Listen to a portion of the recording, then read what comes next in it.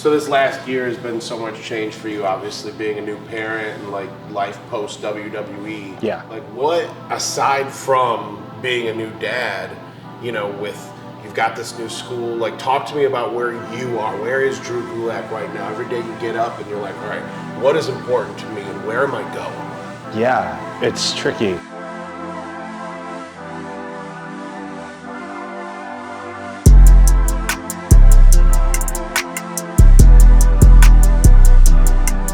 So wait, where did you go? Where did I go? Yeah, like where am I picking you up? You just left Philly. Where did you? I live in Florida. Where do you live in Florida? I live in Winter Park in Florida. What is that near? It's 20 minutes outside of Orlando. Okay. Yeah. So are you in the swamps? No. It's a pretty nice area. I moved there in 2016 when WWE hired me. So I was living by the art museum before then, like right in Fairmount. Okay. Going to like Black Taxi? Yeah, Black Taxi. Yeah. Or Kite and Key. Yeah. That's a good one. So how often are you back here then? I'm in Philly at least every 2 to 3 weeks. I try. It's getting tougher now that I have a baby at home. Yeah. Which congratulations. But, Thank you. Right? I'm getting close here. Bro, it is August. the greatest. Do you guys know what we're, bro? We don't know. Okay. Are you gonna find out? Eventually. Okay. No, I mean, are you waiting for the moment? Yeah, Okay. we are. All right, cool. Man, looks like a boy. Yeah, I mean that's especially we released that like That big 3D. old hog on the 3D. Yeah. the 3D thing, it was like my face. So everybody's like, oh, it's definitely a boy. You'll have to show them the split picture-to-picture. Yeah, where it's like my face next to it. Okay, that's cool. Yeah, which is pretty cool. Like, you know, I remember when my mom was having my brother and sister, I was like 12, 13. Yeah. And they didn't have that like 3D shit like they have now. Of course. And it was just blobs. Just a picture, yeah. So I remember my first like, you know, seeing one of those sort of things. I was like, I don't see anything. Now the technology is crazy. You can see their face. Yeah, it's nuts, dude. It is nuts. I will say that the 3D imaging we had of our daughter, we couldn't get the clearest angle. Okay. You know, we got some pretty good shots, but like when she debuted, it didn't look exactly like it looks on the 3D image, you know, at least to us. But it did give us, I don't know, a good idea. We were trying to guess like whose nose is that kind of thing. Yeah. Did you know the gender before birth? Yeah. So we did, like, I don't know, in the first trimester, there was like a bonus test you could do, like a genetic test that you could pay for to like rule out everything and make sure it was fine. And the gender's a part of that. So we had the doctor put in an envelope. We opened it later at home. That's how you didn't do a whole big like, oh my God. We didn't have Soccer ball exploded. We didn't have my friends on the Independents dress up in pink and blue and fight each other in my backyard. I saw Logan Paul did that. Yeah. But no, we did not do any gender reveal or anything like that. We just kind of chilled out at home ourselves and had a little moment. So what does bring you back to Philly? Like, why are you back here now? I mean, I never really left. Even though I moved, You're just always back and forth? always back and forth. I have, you know, my dad lives in Ewing. My mom lives out in Jackson, so they're still close by, even though, you know, they moved. My aunt and my uncle and my cousin all live in Northeast Philly. My brother lives over in Paulsboro, Jersey. Oh, And then, like, I have tons of friends in the city. You know, my one friend Adam lives up in Fairless Hills. So, like, I just, you know, my people are still here. I get it. And then I noticed, you know, there wasn't really any wrestling schools left in town. Like, I grew up trained in South Philly at the ECW arena since I was like 17 years old. Like, that was my life for 12 years, pretty much. Was going to training there during the week, and then going to indie shows on the weekends. So, like, to leave and see, like, the Chikara school kind of move and the CCW school kind of either move or, like, you know, go downhill, which were my schools. The closest ones you have are, like, stuff in South Jersey or stuff up in Bristol, you know, like, serious places to train at. And there was a lot of people asking me about coaching and stuff like that, you know, in entire time I was at WWE, and I was like, hey, go here, go here. So eventually I was just like, I got tired of borrowing rings from people in Florida to teach lessons, or going up and like teaching guest seminars at these schools that weren't even in town. And I was just like, let me go look around. And I looked in many cities, depending on like where my networks were, with people who I knew. Philly just happened to be the first one. I was just downtown one day, walking down 17th Street to South Philly. I passed by a realtor's sign, one of those MPN signs out on the side of the building. And it inspires you to like I can make this move and like make this commitment to, because when you decide to like start your own business, especially when you're buying real estate, you got to get into marketing for yourself. Yeah. You got to start all this up.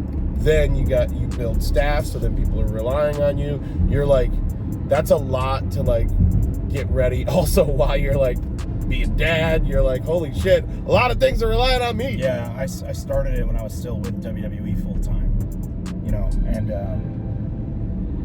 parts of that made it easier and parts of that made it more difficult. Like the time commitment, my schedule was insane. I was working every week. I was jumping on flights on the weekend, and then I had a bonus flight here to teach class. Sometimes I just fly in the morning of and leave the next day just to teach my class. Hey, you want to hear something fun, Drew? Yeah. So when I put in Geno's steaks, when I put in Geno's steaks, no, listen, when I put in Geno's steaks, it took me to the Geno's steaks at the airport. And you just said, "Oh, this looks right." Or you weren't paying attention? I wasn't. I just clicked the first one. Yeah. That one in there is fine if you want to go there. We just got to get through security again. Yeah. Hey, yo, that's so funny. Yeah, it's the second exit on 95. Yeah. Okay, now we got it. I just follow the robots. Yeah. It's right near where Rocky worked out. Oh, I've heard of Rocky. Yeah. It's funny, like you say you had that moment, like when you're, when you're like, do I buy this place? Yeah. It's like I have this weird fantasy that one day I want to buy an old movie theater and flip it. Like, you ever see that movie, The Majestic? Yeah. I want to like buy an old movie theater and like flip it, and like that's all I do. I've had that dream for a long time. Dude. Do you want to go halvesies on an old movie theater? Come on, there's one in Havertown we could grab up. Yeah. I'd be down. Dude, I think it'd be cool, like, if you ever... We're gonna lose a lot of money. Well, I don't know. Because, like, you ever see, like, that Mahoning drive-in theater place? Yeah, I wrestled there last year. Really? They do great. Yeah, so the Lehigh Valley Athletic Council runs that venue once a year. They call it Summer Real Smackdown, Summer Smackdown, Real Smackdown or something like that. They play it. We did a whole show. It was maybe my third independent booking back. And then they played They Live on 8mm. Oh, hell yeah. Whatever millimeter. Right. Right after. But they do a good job of marketing. They theme everything out. So they you would sell want to merch. give people the retro movie theater experience. For sure, because otherwise, why are you doing it? You're not going to show new movies and give them a better experience than they're even going to get most of the time in their own basement. So you're not trying to improve the screen. You're not trying to improve the seating. Well, I think it's important to have, like, it should definitely not be like holding video game tournaments at this thing. But yeah, possibly. Yeah. Like you have your own themed merch that's themed towards the weekend. So It's like if it's Friday the 13th, which happens twice a year. Yeah. Boom. That's what Mahoning does. Exactly. Rip them off. Well, no, it's just a good strategy. Yeah. It's a good strategy. Plus, it's a theater version versus a drive-in version. Right. So it's like walkable, especially if it's in a neighborhood like a Havertown where you got like hey, babe, let's grab the kid and walk over and watch the old movie. Absolutely. Yeah, no, I think it's a good idea. Right now, this one that I'm eyeing on Brookline is a gym. Yeah. But it's got everything I want, and I've looked up the history of this thing, this old Brookline theater. It'd be great to grab that up and restore it and like make it. So it's a gymnasium and it used to be a theater? It used to be a theater, and now it's like, it's a gym. Interesting. Wouldn't think to turn a movie theater into a gym. I've seen crazy buildings converted into like wrestling arenas. Like there was one in Maryland where I met my wife at. She was a friend of the photographer who happened to work there. But they converted an old supermarket, like not even like a really nice supermarket, like an old supermarket, into like a wrestling arena / gym. Okay. Didn't change the flooring. It was still like the weird tiles. You can still see like the bolts where like the aisles were put in and everything, like all the shelving. Well, it's like And the dude was living in the old fridge. Whoa, really? Yeah, it was an old hollowed out refrigerator, giant. I swear, dude, it was one light bulb hanging from a wire, and it looked like out of a movie. Like the dude had the CRT TV on like a little table, his love seat that he slept in, and then like another little table with like a pizza box open underneath that light, and that was where we changed the locker room. Wow. But he also lived there. Wow. Yeah, really spooky. You ever do the Memphis tour? Like you go to Sun Records in the studio and any of that? When you go I've to never Memphis? done the full Memphis tour. So if you go to Sun Studios, it's fully restored to what it used to look like now. Yeah. And they get you in there, they tell you the whole story about Elvis and the whole gang, Johnny Cash and them jamming in that studio. I like that. They show you the pictures. It's cool. Yeah. But then they ruin it for you, and they tell you, listen, basically all this is like a redo of the old vibe because this has been a bunch of things since. And at one point it was like a salon, and so you think about like how everything, well, like every generation there's like something different that comes through and like takes over a spot, like the gym at the theater. I mean, our school used to be a glass blowing. There's still power cables hanging from the ceiling. Really? Yeah. It's very industrial feeling for a small space. But like the room that's our studio, there used to be giant kilns in there, like weird ventilation and stuff that we didn't need anymore. But yeah, that's what they did. It's like taking over a house. So like, I don't know, like your house set up, like, is it a newer home? Or does it have like generations that were in there? Florida is not really an old place. So like our house, I think it was built in like 92. Okay. Around there. No, 2000, sorry, definitely. Generations are fucked up. 2002. Okay. 2002. Yeah, we got a house that was built in like the 60s, which is great. It's a nice house.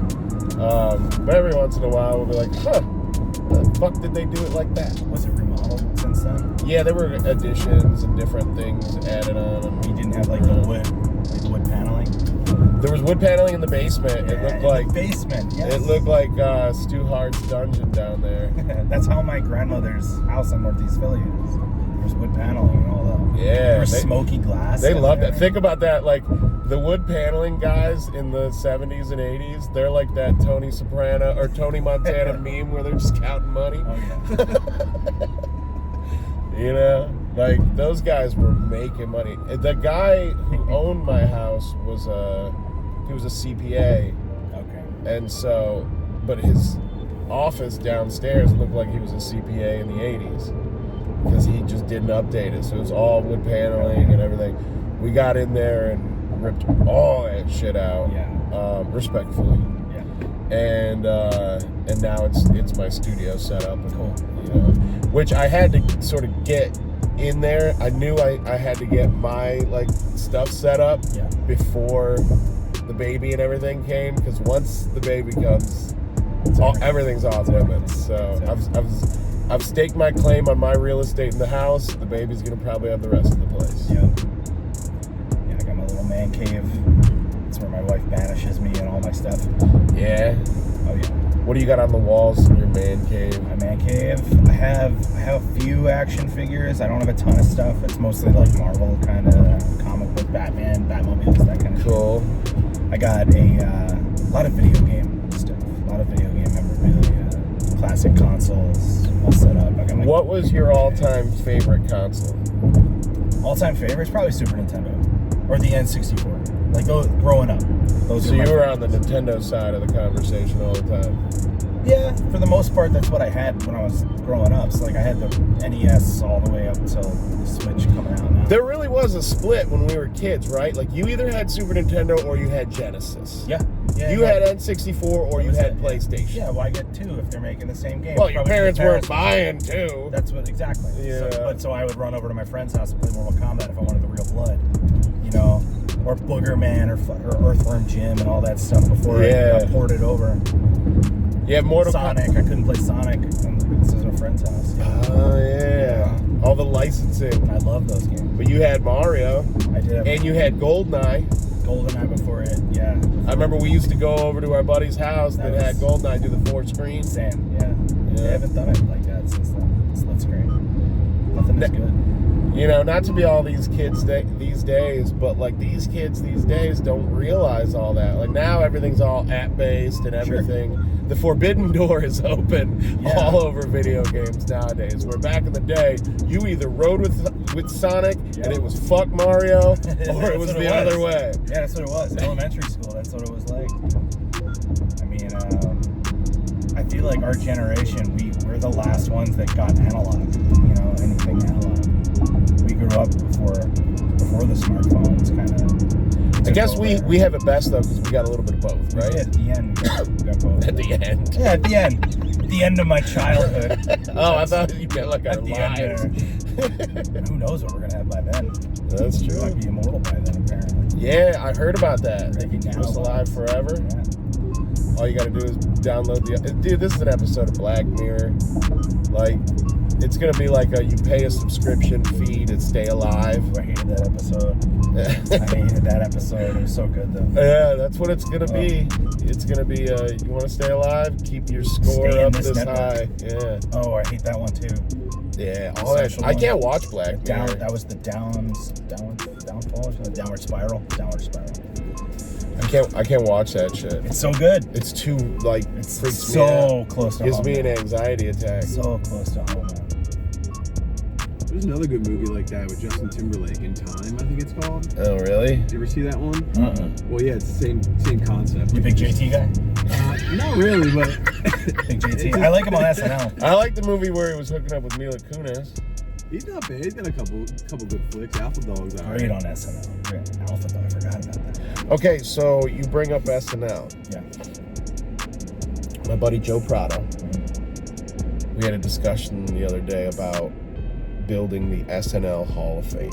Oh, cool. How do you go about it? Let's go. How many people you put in it? I mean, I think you got to do like. Are we just doing one? Let's go four. Let's go 4 a year, plus a musical guest. That's a lot though, because the cast. I mean, it's not a lot. The show's been around 50 years. Well, if you look right, like, what's the average length for like a cast member? And I'm not talking the ones that they, like, it's usually like seasons. Keenan's been around for like Keenan's been around for 20 years or whatever at this point, right? But like, I'd say average is at least 5 or 6 for like a really good one. Yeah, not talking about the for sure the feature the other players, but I feel like 4 a year and you'd fill that thing up in like 6 years, 20, what are you talking? 24 Hall of Famers. Nah, I think you're not thinking deep enough. Maybe. Okay, so then what are you going to put Joe Piscopo in the Hall of Fame? Eventually, Hillbilly Jim's going in that thing, bro. Oh my God, I still send Chris Hero memes of Hillbilly Jim because of that speech he did. Oh my God, he's still talking. He's still accepting the Hall of Fame. Him and Triple H. Oh shit! I didn't realize they were going straight. So wait. All right, so we're talking who's going in. Give me 4. Who's going in year one? Top, like, who's your main event of year one? Oh, jeez. You gotta go with like an original race. It's probably Jim Belushi, right? You mean John Belushi? John Belushi, yeah. Yeah. John Belushi's year one. Yeah. Damn, really? Probably. I would say him. I don't know, like it's a toss up between like him and Bill Murray.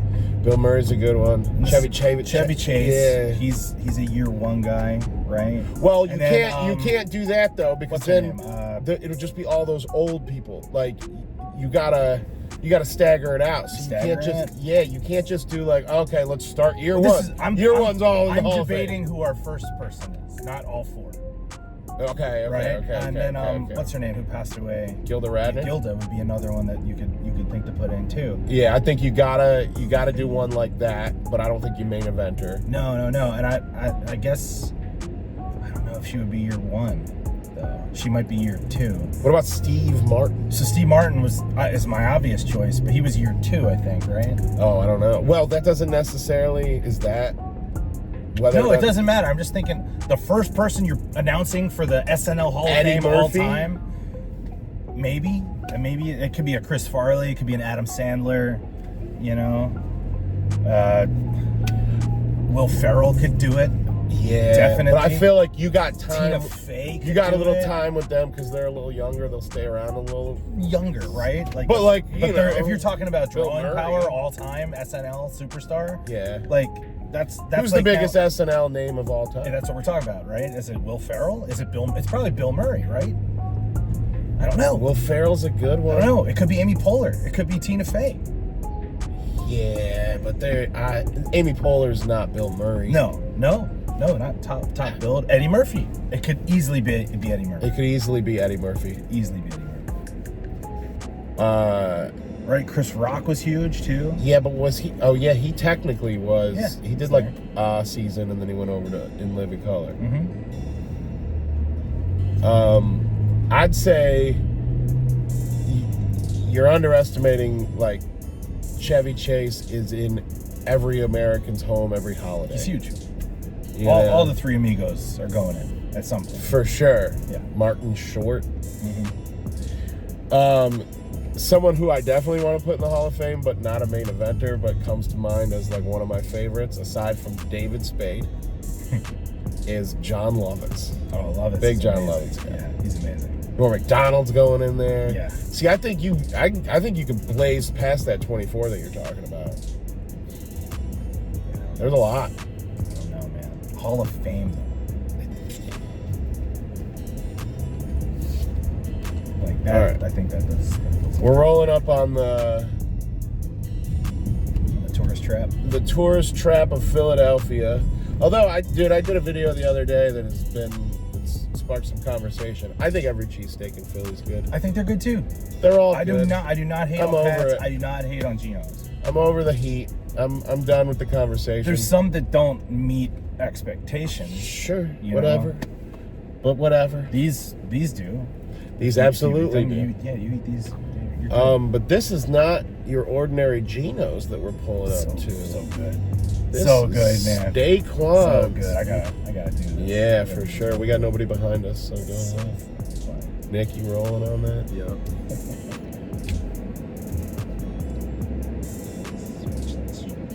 Wow.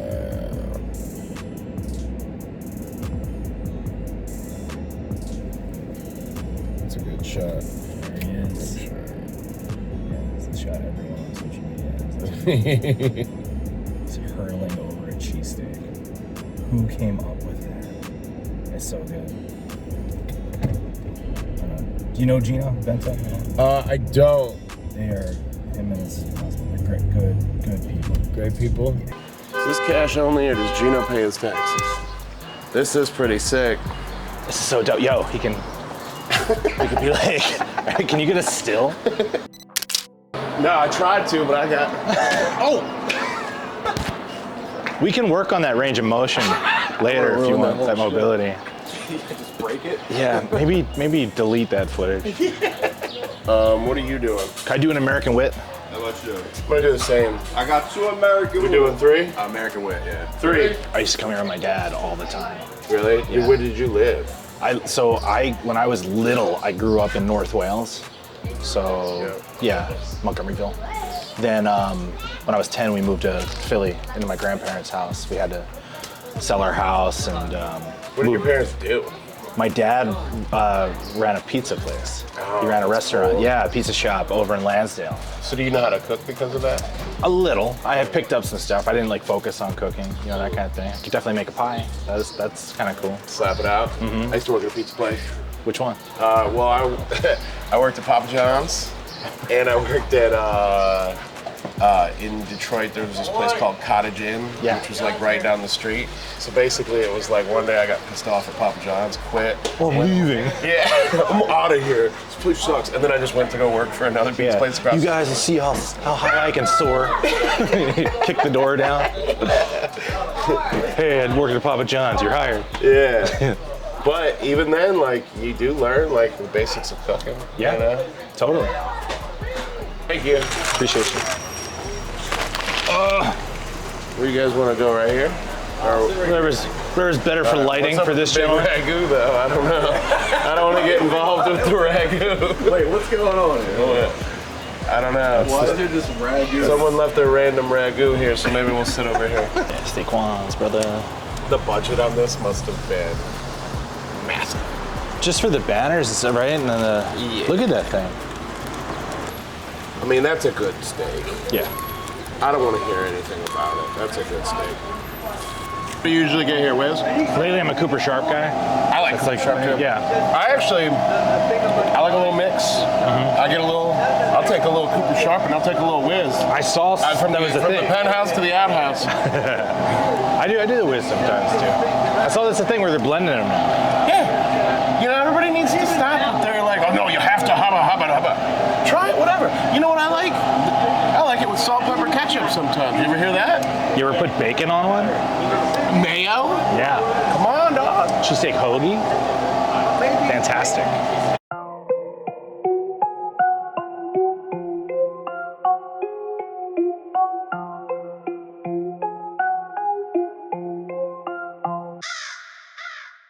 What are you doing? I don't know. I'm like following. What am I doing? So you're just at this point. You just start out by like walking with it, or what? I want to show you how less to. than one. We're gonna. I might do it differently than some people. All I want you to do is stand right here next to me. Okay. And we're gonna learn how to grab the rope and turn. Okay. So our feet are about shoulder width apart. That's like our natural gait for running. I'm gonna step my right foot like in front of my left so I can pivot. And that's gonna let me hit the ropes kind of flat. When I hit the ropes, I wanna hit right above my hip. Sorry, right in this area, like top of the butt. Okay. And then right across the shoulder blades, so where I grab, so where it naturally falls. Okay. So I'm gonna reach out over here to my right. I'm gonna keep my eyes on that spot I wanna grab, and I'm gonna let my hand kind of slide as I grab. Sure. So let me go first, and then I'll show you. So I'm gonna step, turn, and grab. So I just step, here's my turn, see how I slid? I let that happen. I want my toes forward, and I'm just gonna kind of bounce there, okay? So even before we do this step and turn, let's start here. Let's grab the rope. Let's let that hand slide out, and we pivot. And then what you're gonna do is try to size it up. See how I bend my knees? Like you're getting in the hot tub. Not bad. So try to hit the shoulders and the hips at the same time. If you go bump, bump, it's off. If it's one big bump, see it's what good. you're saying. So I would say bend your knees a little bit more. Yeah, a little higher. You want your elbow to go over that top rope. Yeah. Like that? See how you're going ba-bum? Yeah, I want you to go like that. one time. That's better. You feel a difference, right? Yeah. Do that in the center. Ooh, that sucks. That hurts. If you get it just a little more even, it won't hurt. That's it. So it's a full body. Yeah, you don't have to go that low. Just get that elbow over the top. You gotta come down to your height. Yes. Here, all I'm gonna do is step and turn and bounce. Boing. Whoa. Elbow over the top. Make sure to grab close and then slide out. Okay. So when you grab, see how straight your arm is? Yeah. I wanna actually get my elbow over. Yes. Okay. Better. Yeah. It's remembering the 8 things at once or whatever, right? Do it again. Yeah. Good, try it again. Go ahead. Boing, there you go, keep going. It looks like way more comfortable. Keep going. Dude, that's awesome. You're working on the feet. I love it. Keep it up. Go under this. Yeah, keep going. You switch sides. I did. Was I not supposed to? Nope. I just naturally did because I guess because you were there. Try it again. Steps.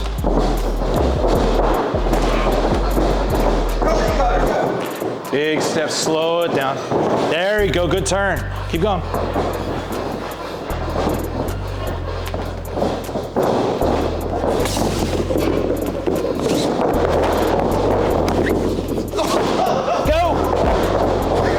stopping.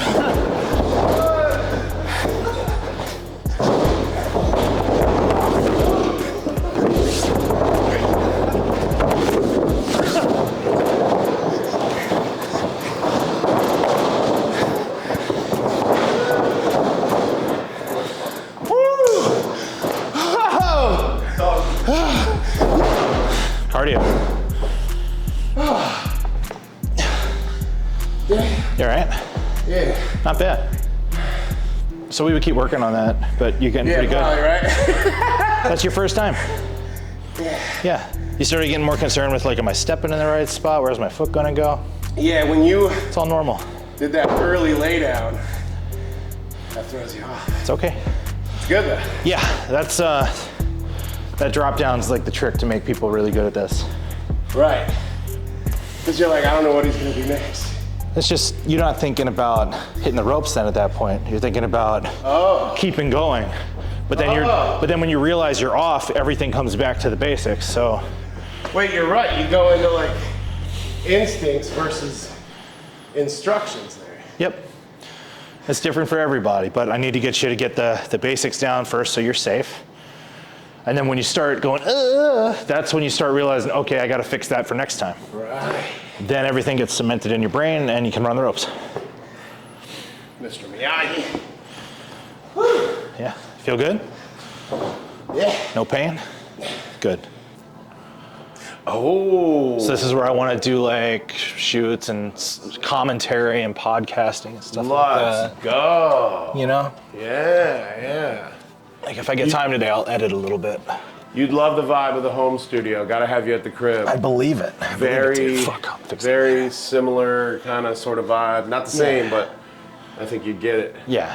Kind of fun shit you got over here. Just smum tidbits. It's people who I help train or train me. So funny story about McAfee. Yeah. So I did a little less than 2 years in Indianapolis. Yeah. And I'd make it sound like prison. Because it was Indianapolis, but At his studio. No, well, yeah. So our radio station, I get there, and about 2 months later, I hear, "Hey, Pat McAfee's retired from the Colts, and he's gonna go do this Barstool thing." Oh yeah. And we're like, "Okay, cool." And then we find out, hey, he bought out the studio next door. So while he was starting his whole new venture in media, we were all sharing the same parking lots. Nice. I got a funny video or a funny awesome. picture of us slamming beers at Indy 500 because cool. they positioned us next to each other during the snake pit. Nice. So we kind of just hung out He's all awesome. weekend. He's the man. Yeah. I had 3 days to get him ready to wrestle Adam Cole. Oh, so you During were the pandemic. You were, yeah. I remember that whole. Yeah, they that was cool. I feel like you're something with you. Like, is that like training guy? Like, there was a reason why you were cast as the dude for the video game. Sure. Doing the tutorials. So like, is that? I love teaching. Yeah. Is that probably why they came to you first, though? I guess, or maybe I think part of that was most of the coaches at the Performance Center are a little older, so they didn't necessarily want to send them out during the pandemic. Sure. So they said like, okay, Drew's someone who works in the regular. I don't know if it was directly through the PC, but like maybe someone up on the main roster side of things had to go to the PC and said, should we get Drew? Can you ask him? Blah, blah, blah. And that's just kind of how it went through the pipeline. The producer who was working with Pat said, oh, you're getting Drew. He knew me from WWE because he used to work there. He called me up personally and said, we're gonna fly you out here and have you trained out. So then I got on the horn with Triple H and let him know the progress he was making. He said, you think you'd be ready to go? I said, yeah, absolutely. Because he's a good athlete. And he's a natural in a lot of that, right? He's a natural in a lot of it. The stuff that's like the hardest to do, he didn't necessarily get because he was approaching it from almost a fan perspective. Okay. But he got it good enough to where he was able to work a freaking awesome match on his debut. They didn't even rehearse their match. They just they talked about it and did it. And that was on 3 days of training for him. What And matches would you say? Pretty wild. Like if you're watching a card, like a major card, maybe Yeah. not necessarily Mania, but like a major card. Okay. What percentage of the night those matches have been rehearsed versus the free ball? Nowadays, Yeah. I'd say 90% of them. Okay. 80 to 90%. Yeah. Well, back in the day, it was more just feeling out. All of it. Yeah, back in the day. Yeah. There was no rehearsals for a lot of it. It was actually disrespectful to think that someone would rehearse. Oh, for real? Yeah, everything was so protected that, I know my shit. well, it would be, hey, Buster, you're gonna fight Drew. next month at our big show. We want you to talk some shit about him. Okay, cool. If you and me were ever seen together, like, Right, I've heard that. they would just, all right, this is a waste, cancel it. You guys are gone. Like that would be, Wow. it would be that protected because they want to keep the heat. I mean, that stuff, I think like, as a fan, I romanticize kayfabe. You know, to the point where like I get bummed out. But it's in all aspects of life. I hate when a mascot talks. I do too. You're fucking It kills it, tough, right? bro. Hey, big fan. Yeah, that's the worst. Damn it! I Come saw on. Swoop. Come on, Iron Pig. What are you doing? I just did a thing where Swoop was there, and I know the guy in there. No. So I was like, "What's up, Swoop?" And there's people around, and he like leans over. He's like, "What's up, Buster?" I'm like, "Dog, no, I don't even want to know that you're a person. I just Ace want to know." Ventura kicked your ass. What are you talking? Yeah. I just, so Yeah. I think kayfabe, is I do love that there was that sort of folklore of, the way it used to be. They were just doing that was how they performed. And like, do you ever see the movie The Prestige? The Magic movie? I know about That's it. my yeah. favorite. It's similar to like kind of The Wrestler, and where like obsession kind of like ruins these guys' lives. But it talks about how magicians were so protective of their act. They would do things in their day-to-day life to mask their abilities on stage, to where they would do these unbelievable things on stage based on how they were presented. But it was just kind of casual stuff. There was one specific incident where Christian Bale's character is talking with Hugh Jackman's character, and they're watching this old Chinese magician pull a fishbowl out of nowhere, and there's no way he could do this. Like, where's he is he holding it under his legs? He's like this little tiny man. And then they go and they watch him leave the arena, and he's just like this little old guy getting in a car, and they go, see, that's the trick. And Hugh Jackman's like, what are you talking about? He's like, right here, this is the work, this is the magic trick. And he was just living his life. Living the gimmick. But to protect his act, and that's what let him. That's what let him make his living. Right. Right. So, well, and I think there's something to be said nowadays where even you see that new show Unreal that's coming out. As a fan, I'm gonna watch it. Oh, is that the writer's room kind of thing? Yeah. I'm gonna watch it because I know there will be things as a fan that I'll like to see. But it's like, do I want to see my Christmas gifts early? Yeah, sure. But it's gonna ruin Christmas for me. But fine, give them to me. Yeah, they probably will leak some of that stuff to make it good for the casual fans. To me, that's like they're trying to make a reality TV show. Yeah. So that's for fans of reality TV, trying to get crossover viewership. Yeah. But as a wrestling fan, I think that's really just for the hardcore wrestling fans, and that's a small market. It's true. That's a really small market. So I'm curious to see how that does. So talk to us about the course. You sign up to come to Catchpoint. Yeah. How it's 6 weeks? So our beginners program is a 6-week program. It's a camp, essentially. It's an intensive, we call it, intensive camp. So you come here 4 nights a week for 6 weeks. And then on the last day of training, we hold a graduation show, simulate an independent wrestling show. We set up a little entrance area over here.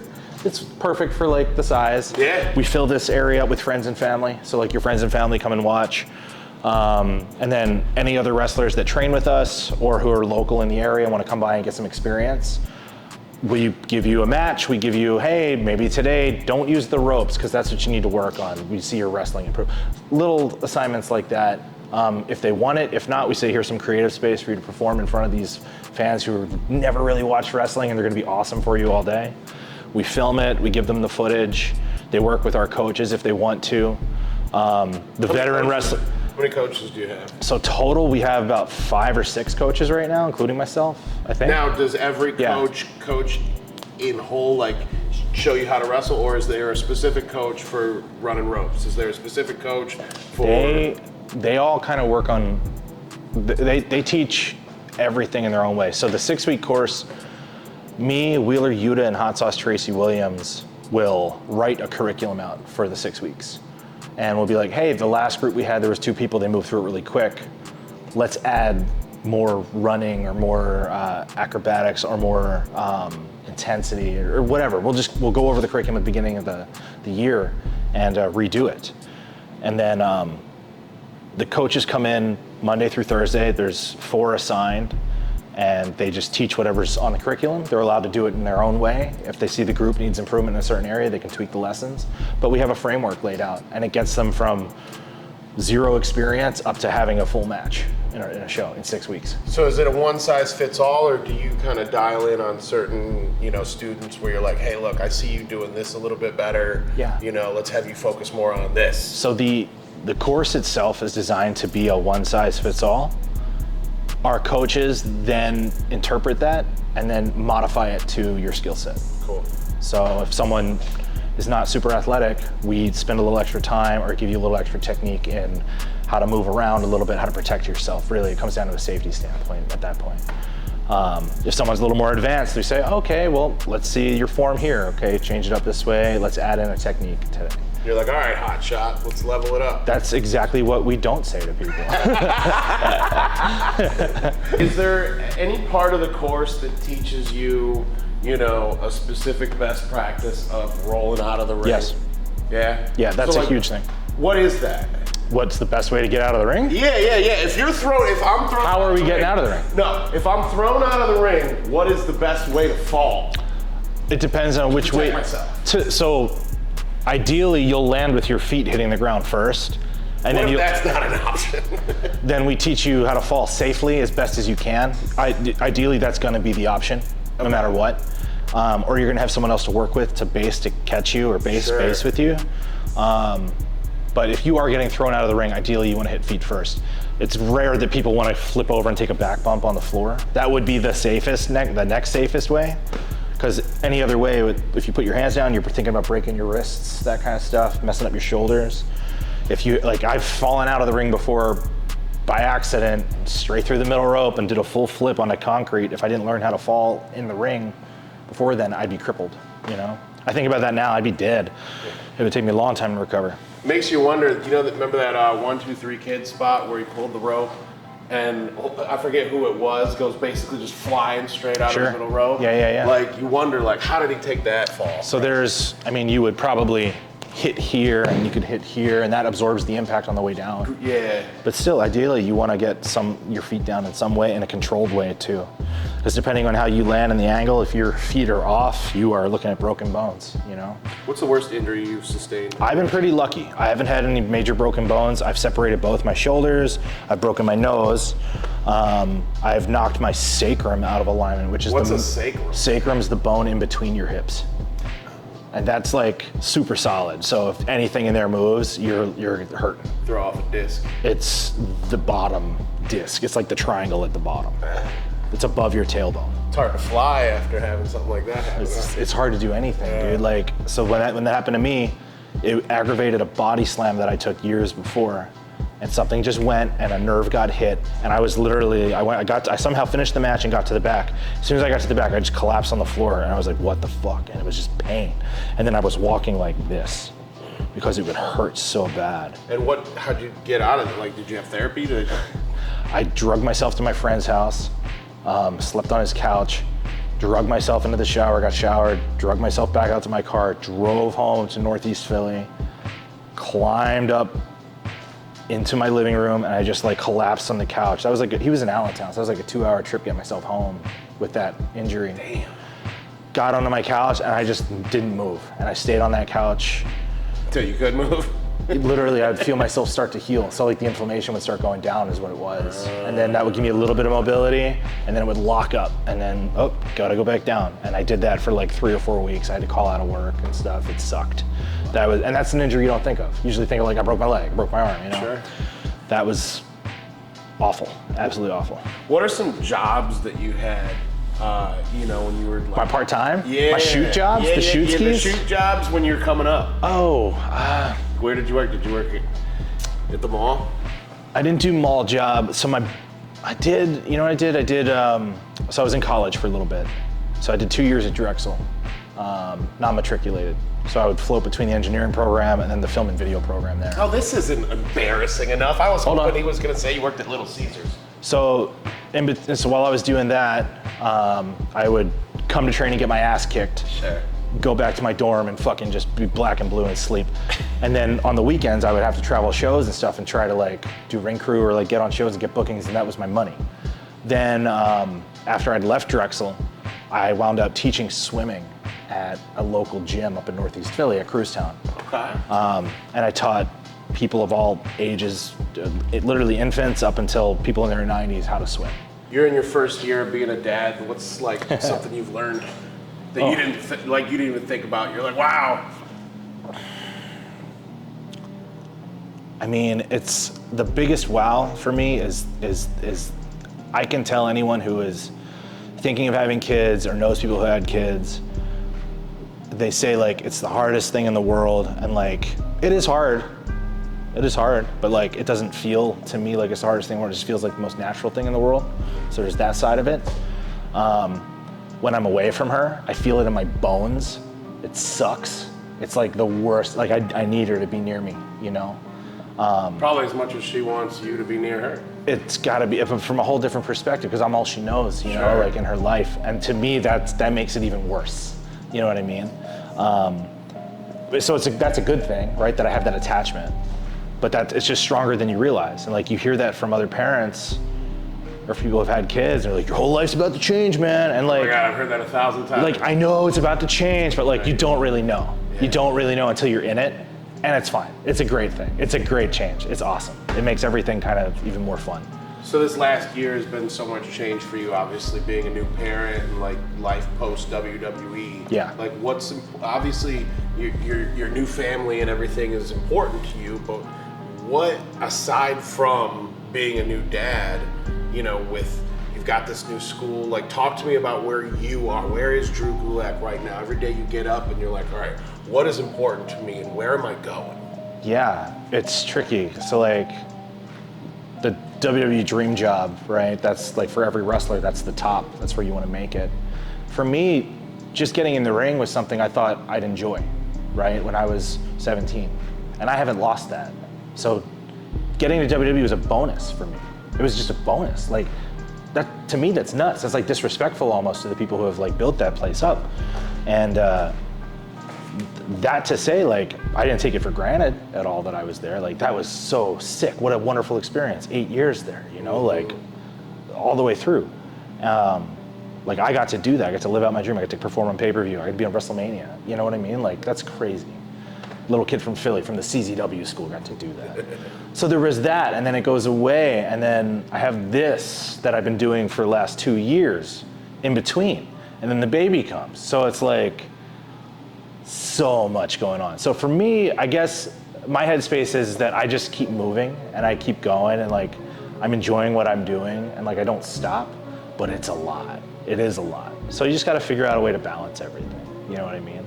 So for me, it's just figuring out how to kind of balance my life every day and like still find enjoyment and like the downtime that I do get to have. Occasionally I'll get to play Doom in my game room, you know, once in a while. Original Doom on DOS? Dude, the new one's awesome. The new one's sick? The new one's so sick. That's just lately, you know what I mean? But if I get a little bit of downtime to do that kind of stuff, I love it, right?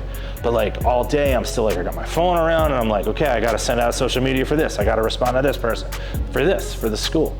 And then I'm babysitting my girl. You know, that's a full-time job. I don't know how, you know, we talked about maternity leave and that kind of stuff earlier, and that's like, that is a blessing if you have that, you know, just to have the time, because it's, you know, you got a little person that you're in charge of, and that's the most important thing in the world. Yeah. Yeah, so it's just a lot. So I'll say overwhelmed. I'm whelmed. I'm not necessarily overwhelmed. I'm fully whelmed. I have this much room at the top, and that's where occasionally my video games go. Everything else is down here. You read the news just like anybody else, and we see that this has sort of been a crazy week for a lot of folks in professional wrestling. Oh, yeah. You see releases, and you know there's still rumors to be more and all that. Uh-huh.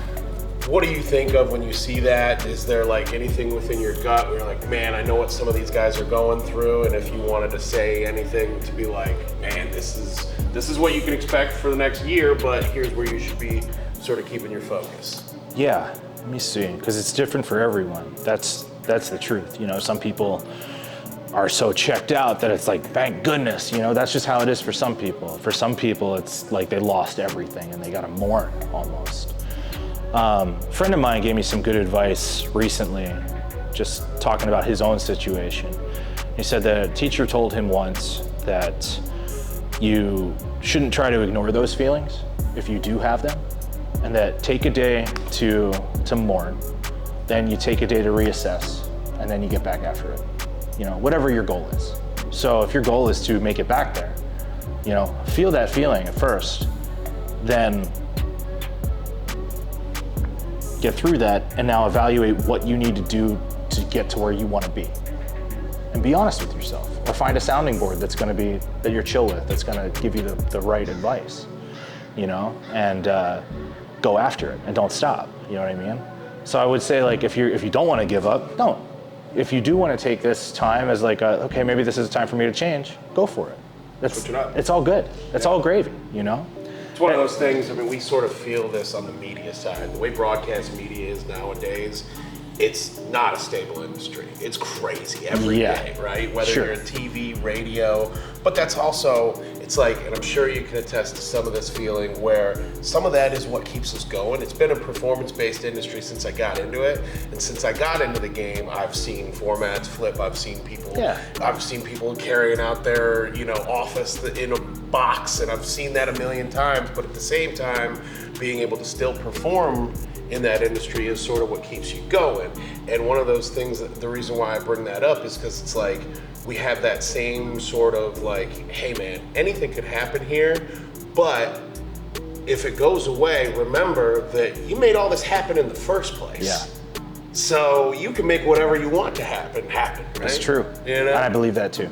Yeah. I think that's wonderful. And that's kind of what you're doing here with Catchpoint. So trying. It's like we talked about having a business venture earlier, and like, man, there is so much to learn. I don't come from a business background. I come from an independent wrestling background who, you know, happened to do that for a while. So like, I got fed up with just not doing it, that I just, screw it, I'm just gonna go for it. So here we are, and I think we're doing okay. It's great, man. I don't know if we are, but I think we are.